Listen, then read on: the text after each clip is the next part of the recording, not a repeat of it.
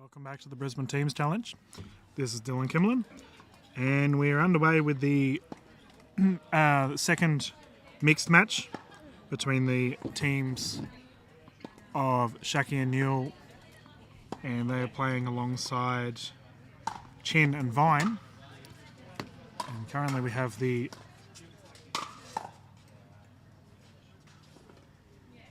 combination of Sarah and Shannon Burr. So, we're underway. It's currently 0-0. And I think the players need to have a bit of a break after that last match. It was pretty crazy. We'll see how we progress here for this match here.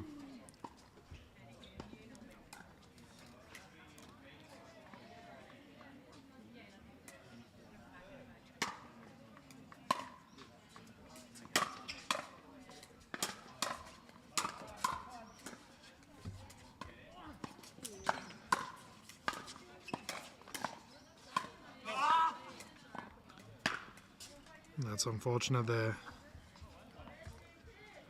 Just realised I've had the... There we go, we got the combination of Newell and Shaki versus Burr and Burr. It's 2-0-1, Shaki to serve.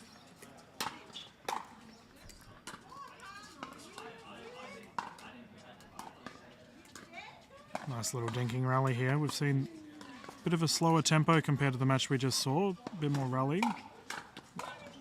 The ladies continue. Great block there by Mark Newell, and again. Another dink rally, lob attempt there by Mark Newell. Shannon Burr keeps it in. And we're still live. Shaki finishes. Fantastic hands there. And we have seen some outrageous plays thus far throughout the events, including the intermediate events yesterday. They were wild. 3-0-1, Shaki to serve.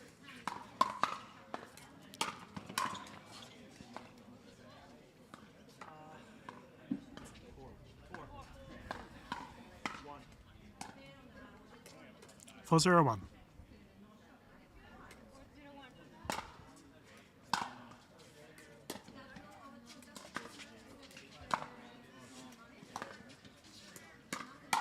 Oh, look at those hands by Sarah Burr. Absolutely outrageous shot there. Got that green light. Slightly popped up there by Shaki. Capitalised. Mark Newell to serve. And that is an ace. First one we've seen today for the Opens event. I don't think we'll see a replica of last night with Simpkins getting something like 9 aces. I've never seen anything like it.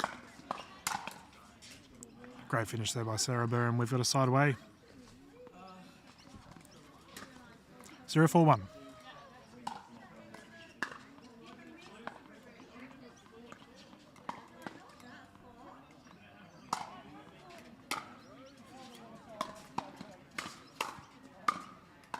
Great resetting here.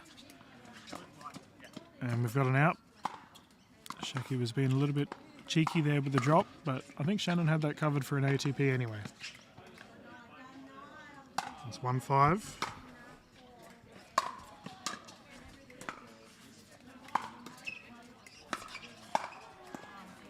Unfortunately, Shannon Burr's been pretty solid thus far with his backhand cross dinking, so it's one of the few mistakes he's pulled off. 1-5-2.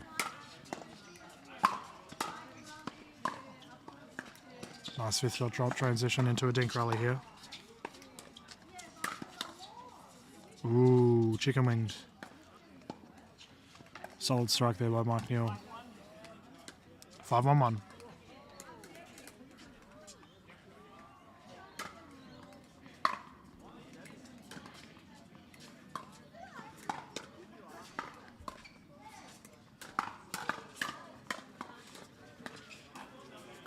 Great little resets here. Back into a slow dink rally. Who's going to be the first to strike? Shaki is. She converts. Can definitely see a bit of a tempo change from the previous match. We see a lot more backhand dinking here via the the side of the Burr Bros. 7-1. So once again, once we get to 8 points, the players will swap sides. You're jumping on the mic, are you? Thought I'd help you out a bit, Dylan. How are you going? I'm well. We've got some pickleball royalty jumping in. Sitting next to me is Jen Rammer, as we've gone to an 8-1 change at play, so the players will swap sides. How are we doing, Jen? Not bad. It's been a good day of pickleball out here, hasn't it? How crazy's the match has been. I was saying to the viewers that our intermediate matches last night were just wild, and the open divisions have, they've got to one-up them somehow, so they've come out and had some ripping matches. Yeah. Yeah. No, what's exciting to see is that just the constant... Oh, let's go wide. Yep. The constant improvement in the standard of pickleball that's being played. Yep. Not just in Queensland, but across the country. I agree entirely. I think we've already had a couple state or events in other states kick off that seems to have been pretty successful. I know we've got Lou Shackey on the court currently. She's just returned from Sydney for an event down there, and she said it was well run, like it was a good time. Yep, no, we've got the young guys down there that are driving the potential development of a pro circuit. And they're working with Pickleball Australia to see what we can create. Yep. So that's very exciting, and so we'll watch that space in the next 12 months or so as things start to grow. Yeah, it's so exciting to see. I mean, I had an interview with President of BPC, Mark Jagger, sometime this week, and I mentioned to him, him and yourself were great shot there by Mike Neal, were some of the first people for the Australian pickleball scene. You guys sort of brought it up from the foundations, and you must be like a proud mum seeing how big the scene has gotten. Yeah, no, it is exciting. And I got involved in pickleball from the very beginning for two reasons. As a PE teacher, it was a no-brainer. You could see the value of it for schools. Yep. And just because of its accessibility. I was just catching the score. I think it was 12. Burr not messing around with that strike. We'll just catch the score here by Sarah Burr. 1-12. It is 12. Okay. So you were originally scheduled to play in this event, Jen, and it wasn't to be? No, it wasn't to be, which was a bit unfortunate. Yep. But, I'm actually having a fun time out here. Yeah, watching. We're watching. And I'll get on and help with the refereeing later on. Oh, lovely. Yep. 2-12. Yeah, we had a couple new refs hopping on last night with the intermediate matches helping out, and I was saying to the viewers, it's so good to see just people stepping in and helping out with the tournaments. We love our volunteers and we thank them very much. Yeah, and we shout out to David and Margot who've done a fantastic job getting the officiating program off the ground. Yep. It's all in early stages, but... And do you know off the top of your head if anyone was to look at getting into doing refereeing or a referee's course, where would be the best way for someone to look at sort of a PAA? Do you have a website or something for? Yeah, well, it's all on the member portal. Yep. And there's a link through to that from both. We have two websites. One is mainly for members. Yep. And the other one is more of a public website, but both link through. Yep. And you can see they're listed as part of the events program. Okay. And you can see when referee courses are going to happen. Yep. And we've got two coming up. One's going to happen before the New South Wales Open. Okay. And then another one will be happening before the Barrington Coast doubles event, which is happening. There you go. So if you are interested at home, want to get a bit more involved within the tournament space so you can see high quality pickleball like what we're witnessing right now in person, we will never say no to more volunteers. That's 13-2-2. That's right.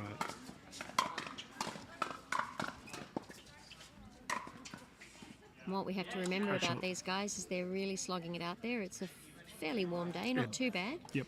But they're all playing 12 games to 15, it's taking a couple of hours per round. Yeah, I was saying that the matches yesterday, we were just the sheer, great shot there by Shannon Bird, just the sheer attrition of it all.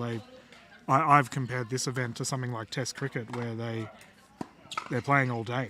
It's you've got to keep your fluids up, your nutrition up. And I've already had several conversations with a lot of the guys and girls that are playing today, and they've said that they've got to keep stretched and keep ready to go, because the last thing we want is injuries or cramping occurring. And we're looking at teams events as something to move forward, but we may look at the structure and format of those events as we grow. Yep. I think they're a really fun thing to do. Yeah. And they do give you they give you plenty of pickleball. Yep. I don't know that we ever need this much pickleball. I don't know. We're all addicted, so the more the merrier. But yeah, it's definitely a different kind of system in play as we go to a 14-2.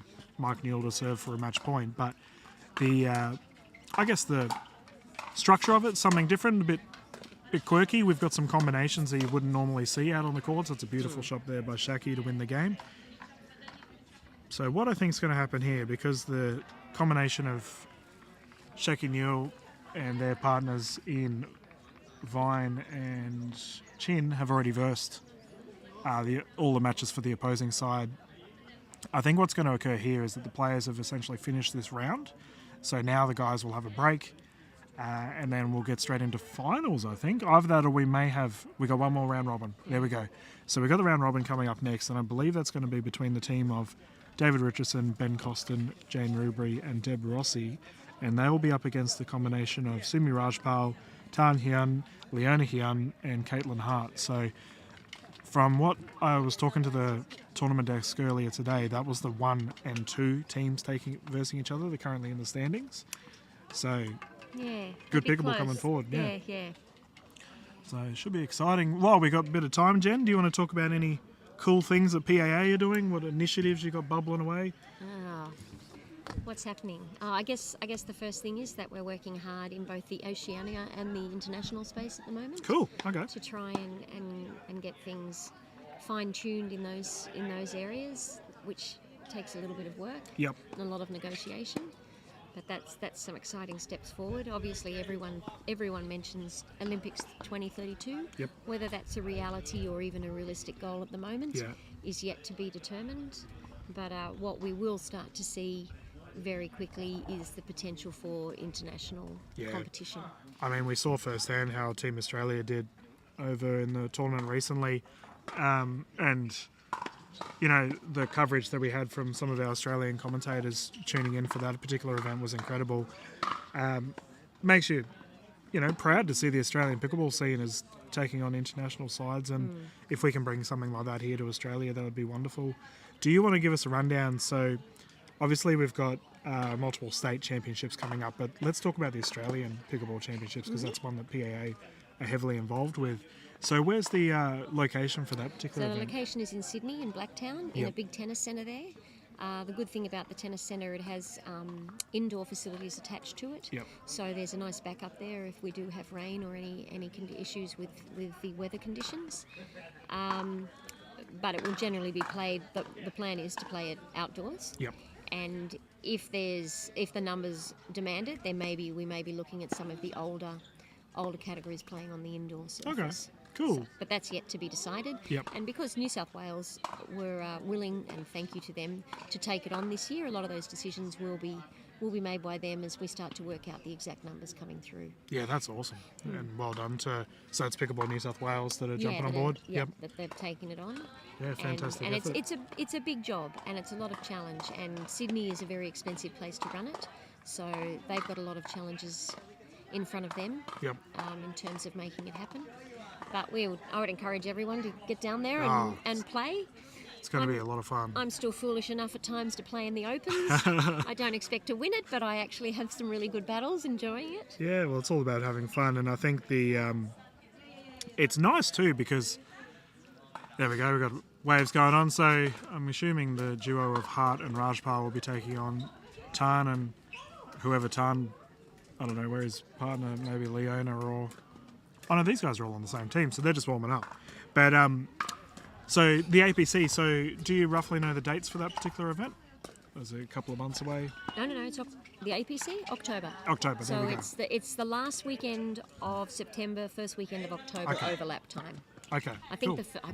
off the top of my head, I think it's the 29th of September. There we go. But you'd have to check. A week after my birthday, so that'll be exciting. And the APC, let's talk numbers here, because the tournament growth, especially from a state and a national level with tournaments, yeah, it's exponential. It's unreal. Yeah. Like, I don't think anyone would have expected this kind of growth, 5 years ago when we were all playing at local clubs here in Brisbane. But do you guys have to cap this event? Well, look, I think rather than capping, what will happen is that we have to look at different structures. So at the moment, the Tournaments Committee are looking at what's our vision for how we want pickleball to look in 5 years' time. Okay. What range of events do we want to be offering? What different types of levels of tournament do we want to be offering? And then how do we get there? Yeah, okay. So, we may see in the next few years a number of things restructured to try and cater, one, for the growth, to cater for the player demands, Yep. and to make it so that pickleball still stays accessible to all. So that we keep the positives of pickleball, which is the camaraderie, the social environment, the fun that people have. Yeah. But we also work to ensure that we're getting that player development from the younger players all the way through to your seniors. Yeah. I've been having a number of conversations today, and a lot of it's around the fact of, we want this, we want that. And what we have to remember is Pickleball Australia, we've been alive 3 years and 3 months. And we're looking at what's going on in the USA, and people say, let's do that. But these things take time. It's not necessarily feasible. No, Yep. and we don't want to rush it. Yep. We want to make sure that when we do it, we do it right. Yep. So, we've introduced an Australian Pickleball Championships. How that will look in 5 years' time will be determined, and one of those issues is numbers. The other challenge is it's not so much about the number of players, but as we know, pickleballers all want to play every event. Yeah. So it's about the number of events you can enter. Allowed to. Yep. And then about how much access people get to actually being on court. And every state is going through learning curves, trying different things. Sometimes they work, sometimes they don't. Mm-hmm. But we have to be forgiving and understand that it does take time. Practice makes perfect. And speaking of practice, currently we've got the team of the Hyun duo playing with Rajpal and Hart. Now, they're all on the same team, so this is just a warm-up match. They're just having a whack. But while Jen and I are having a yarn about the occurrences in the pickleball scene here in Australia, we can just keep this footage going. As soon as the other team hop on, we'll and these guys will be having a bit of a warm-up because they've been off court for their bye. Yeah, I saw Sumi stuffing himself with Subway or something earlier on today, so it needs to warm back up. But no, that's awesome to hear about the sort of the development of the Pickleball Australia scene, and one thing that really makes me happy as someone that's been involved here in Queensland, but it's to see the growth of other states. Yes. Like we have some genuinely amazing players from the open divisions from other states, but also just the tournaments. Like how, the events are now across the board. They're destinations for a lot of players. They're like, I want to go to this tournament. This is going to be a lot of fun. And then they spend some time there. Yeah. Yeah. And I think what people have to recognise too is that Queensland have been lucky.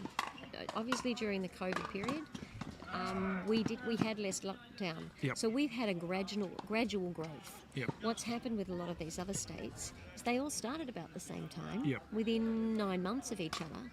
But they've gone from no growth because of COVID and lockdown situations to massive growth. Yep. So what they're having to learn to cope with and manage is that crazy growth, which has been more for them in terms of the pace of growth than it has been in Queensland.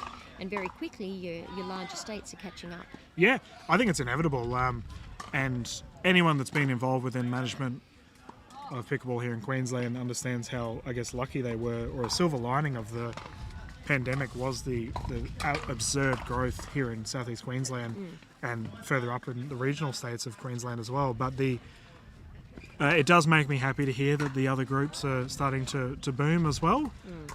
I'm sure it's a scary prospect from a PAA perspective that you're going to have all these people to cater to, but growth is never a bad thing. No, that's right. And and the big thing is Victoria, well done to them. They went from having a championships of around 100 and something to suddenly they had the largest state championships we've had. There you go. And that was just over a 2-year period. That's wild. Yeah, it's very exciting. And on that note, I suppose, I'm going to chuck you a curveball here. So, that's all right. We know that the other states are starting to grow. Is there, I know there is the Battle of the Border with two of the different states down south. Is that something, like, would you consider doing like state representative, things like that? Of course. Yeah. All of that concept of state and national representation is in the pipeline. In the bubbler, and that's all part of that tournament vision. Yeah, nice. That picture, it's all part of that. The challenge we have is where do we put the limited money that we have at the moment? Yep. Part of, Brendan Lee, as you know, has Yep. come on as executive officer, Yep. and part of his role will be looking at how we create sponsorship programs and things that can support PAA in creating all this different stuff that needs to happen. Yep. And the challenge with all of this too is the representative stuff. A lot of that is money. Yep. Getting players together to train, getting players to be able to travel to another country without putting too much financial burden on any one player or individual. So that that's all stuff that's in the big picture, and where do we put our priorities? Yep. I think that's really well said, and it's kind of crazy. I've said for a while now, pickleball, we're in such a unique position here in Australia, in that, you look at all of our other major sports of cricket, various footballs, you've got netball as well as starting to boom. It's like those sports have been around for ages, and they have had all of that time to slowly build up, and now pickleball, it's like 5 years, There's nothing 7 slow. years, it's like nothing, and the whole time we've been running full steam ahead, and it's almost keeping up with the demand. Yes, it is. It's not almost. It is about keeping up with demand and keeping up with everybody's different needs and whatever. One of the areas that I'm very passionate about is the inclusion space. Yep. And there's so much interest in that inclusion space. We have an advantage that people with a disability can get on any court and play, as you've seen with the hybrid events and things that have gone on just at the local level.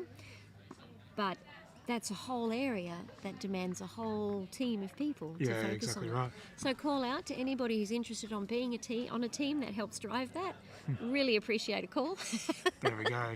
Please reach out, and especially it doesn't matter where you are as well. I mean, this sport is now national. We're booming everywhere. Let's talk about para pickleball. So it's talking about that inclusion space. So for anyone that is watching, that might not necessarily have seen any para pickleball, do you want to give a bit of a rundown of how a typical game format would work?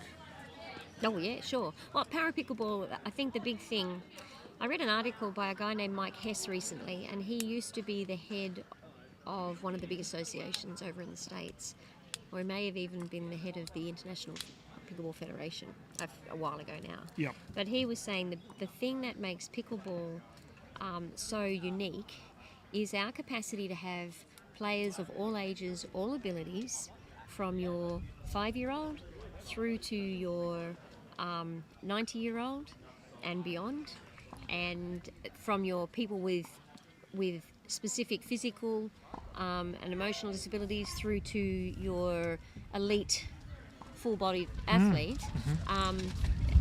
We don't need to modify the court, the height of the net, the size of the space, which means that very quickly we can convert it for any sort of sport, any sort of player. We've actually had some interest recently in the 3-sport deaf championships. Cool. That they're looking to run in 2027. Okay.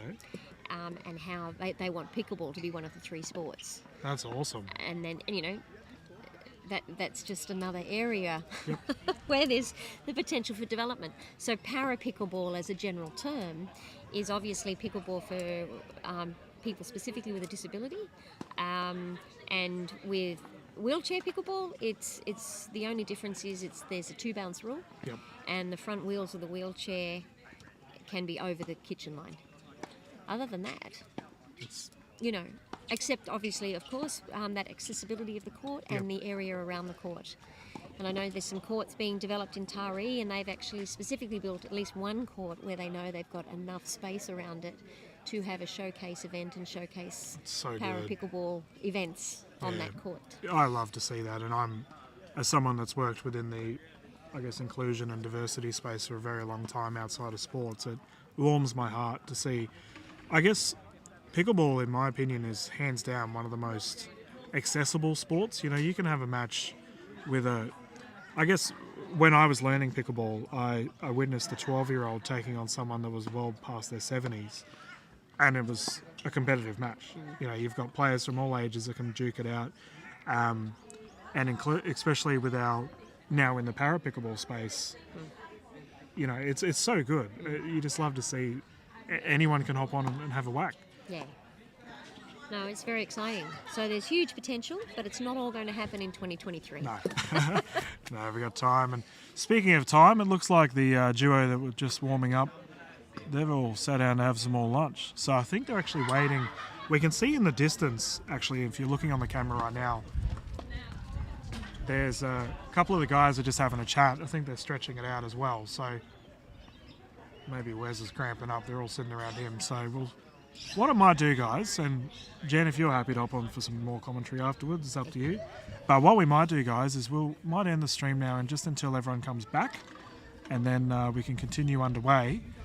But thank you so much, Jen. That was really good. Good to get an update from PAA, and be good to get some of your analysis from more of a coaching perspective in the games going forward.